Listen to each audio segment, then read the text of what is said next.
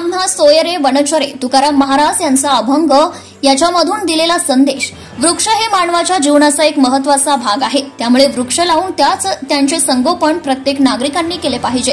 परंतु वृक्ष लागवड करण्यासाठी नागरिकांची उदासीनता असली तरी वन विभाग प्रादेशिक दरवर्षी वृक्ष लागवड करून त्यांचं संगोपन करीत असतात. यावर्षी वन महोत्सव 2025 या कार्यक्रमाच्या माध्यमातून मौजा किन्हीमधील इको पार्क मध्ये नुकत्याच वन परिक्षेत्र अधिकारी म्हणून रुजू झालेल्या सौ अंजली सायंकार बोरावार यांच्या नेतृत्वामध्ये वृक्षारोपण कार्यक्रम आयोजित करण्यात आला होता. या कार्यक्रमात विविध प्रकारचे स्थानिक व पर्यावरणास उपयुक्त असे वृक्षांची लागवड करण्यात आली.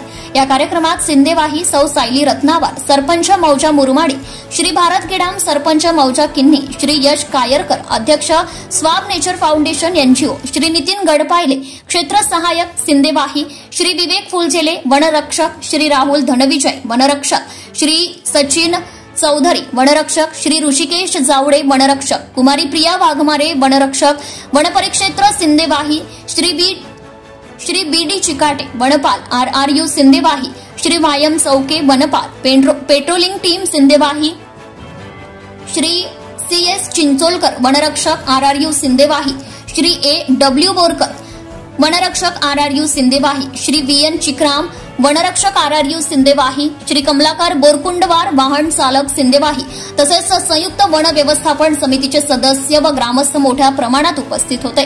सदर कार्यक्रमामध्ये पर्यावरण संवर्धनाचे महत्त्व, वृक्षांच्या जीवनातील स्थान व कार्बन शोषणातील त्यांची भूमिका यावर मार्गदर्शन करण्यात आले. तसेच लावलेल्या झाडांचे संगोपन करण्याचा निर्धारही यावेळी घेण्यात आला. वनमहोत्सव हा केवळ वृक्षारोपणाचा उत्सव नसून पर्यावरण रक्षणाची जनचळवळ आहे. नागरिकांनी आपापल्या परिसरात अधिकाधिक वृक्षारोपण करून पर्यावरणाचा समतोल राखण्यासाठी योगदान द्यावे असे आवाहन यावेळी करण्यात आले. जनता टाइम्स जटा टीव्ही चॅनलसाठी सुनील गेडाम, मुख्य पत्रकार. Subscribe now and press the bell icon. Never miss an update.